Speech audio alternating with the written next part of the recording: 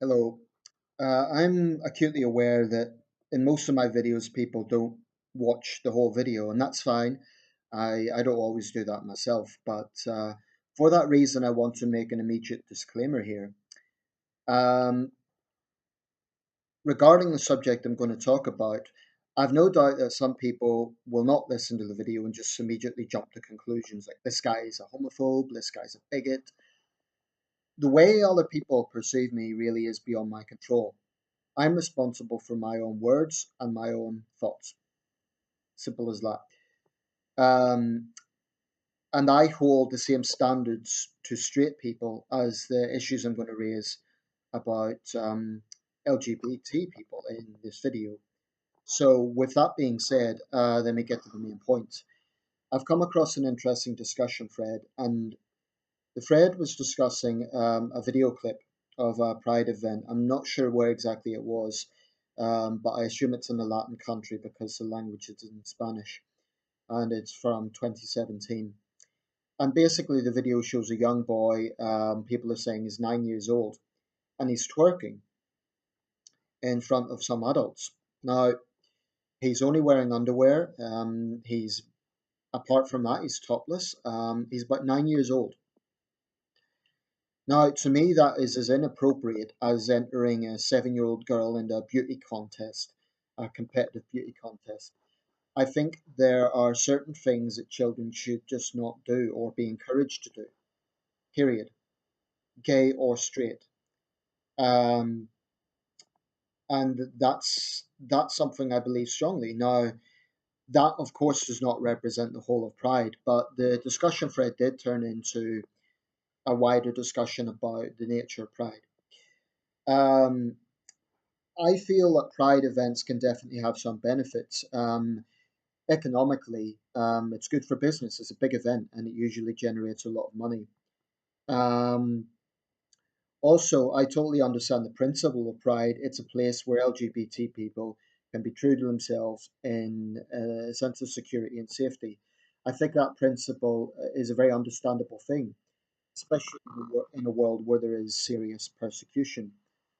And simply being gay can get you killed in a country like a place like Chechnya or a country like Uganda. It's very dangerous, and there is some real serious persecution of gay people in this world, which I find repugnant. But there is this notion that um, straight people, there's double standards, but straight people could do whatever they want. Well, that isn't actually true. There are restrictions on straight people. If you, for example, if a straight couple go down a street, public street, and simulate sex, or if they have sex, the chances are they will be arrested or at least given a police warning about public disorder. And definitely you will get people complaining about it because they say, oh, it's inappropriate, they should get a room. So the notion that any criticism directed at Pride is only directed at, because we're gay, I think that ignores the fact that there are things that straight people can't do either. I mean, I couldn't go into a shopping center on a hot day topless with my shirt off because I would be asked to leave by security personnel. Why? Because it's unhygienic. I could be sweating. It's not hygienic. A woman wearing only a bikini would be asked to cover up if she went into a church or mosque. Again, because it seemed to be inappropriate. I think people should have a certain degree of values and standards, or if they do have those standards, it doesn't automatically mean they're puritanical. It doesn't mean they're against sex or displays of sexuality. I'm certainly not. I've no problem with displays of sexuality um, in certain places at certain times. I just think that it should be toned down a little bit in public when children are around, gay or straight. Now, if we look at Pride events, without question, there are a lot of examples of overt sexuality. This isn't about being true to yourselves. Well, maybe it is, but to me, it's going beyond that. When you have two men in tight leather gyrating against one another, maybe they're being true to themselves, but what does that send out? To me, it sends out a negative stereotype that gay men are only interested in sex. Now, surely all that does is embolden homophobes who hate gay men. So, is that really a positive message? Is it really empowering the gay community? I'm not sure that it is. Um, because that only indicates, well, that's the only thing they're interested in. What about, they could be lawyers, they could be teachers, they could be soldiers, they could be people who have other lives and whose entire life does not revolve around the fact they're attracted to men or women. So to me, it's no different than grime music sending out a negative stereotype about young black men. It's no different than trashy reality TV shows sending out a negative image, a negative stereotype about white working class people. Shows like Love Island or Big Brother or whatever. Very often sexuality is depicted in those. So that's straight people we're talking about largely. Um, when we think of the sort of overt sex culture in places like Magaluf and Ibiza, that's just sending out a negative stereotype about young white working class people because oh well they're trashy, they're only interested in sex. So, and again, that's not the whole picture.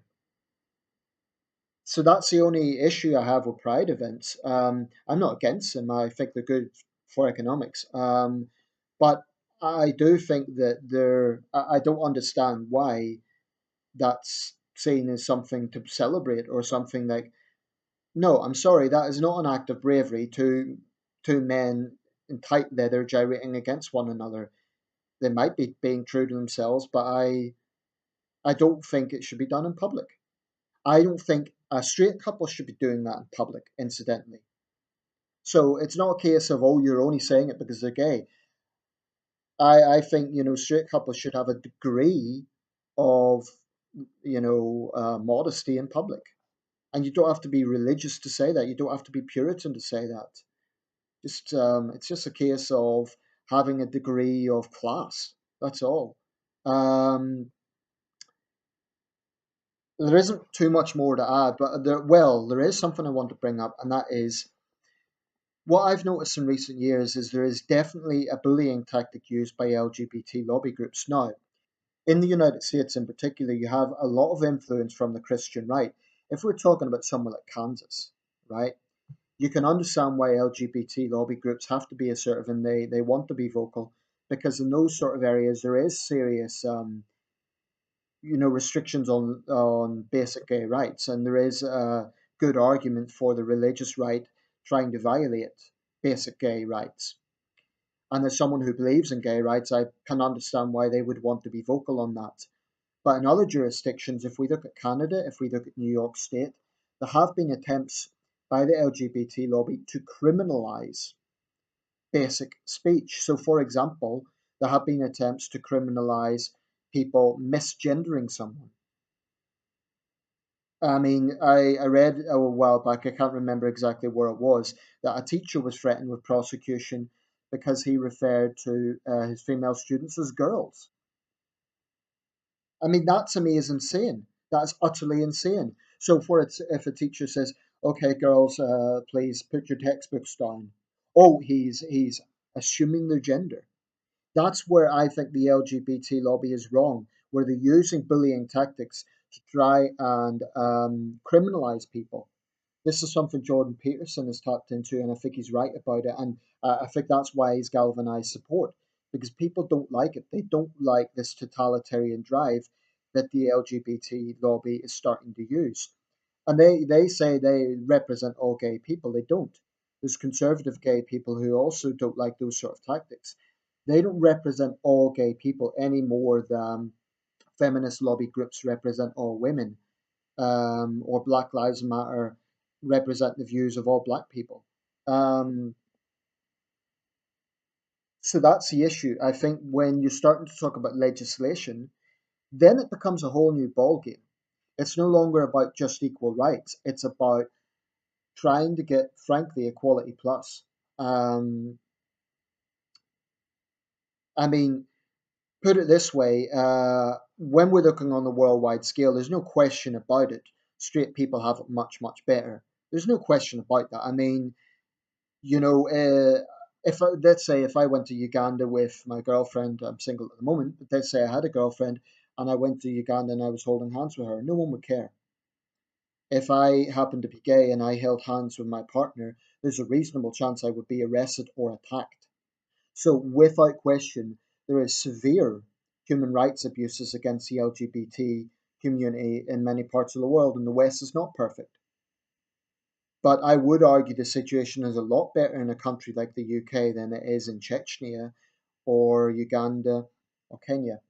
Um, but what the LGBT lobby group have to realize is simply shouting, "You're a homophobe," is not a way to win an argument. There may well be homophobes who need to be challenged, but just because people take issue with certain aspects of pride does not automatically mean they hate gay people. I believe aspects of pride are too overtly sexualized. Call me a homophobe. It's beyond my control how other people perceive me. I don't care, and I shouldn't have to care. Um, but I think this is an important thing to look at because if the question is about equal gay rights, I just don't see how simulating sex acts does anything for gay rights um, any more than, well, I think I've really touched on the points I want to raise here. I'll let people have their views. I'll keep the comment section open. But I will say, if you're going to come out and just brand me a homophobe, you better have some damn good evidence to back that up. Because I think the days are over when people are tolerating just being labeled a racist or a sexist or a homophobe without fighting back. Yes, there are people who have low sentiments, but people who throw those terms around also need to realize they're going to be challenged. Well, back it up, you know. Because I do not like the bullying tactics that the LGBT lobby is starting to use. Um, Let me know your thoughts. Thanks for watching.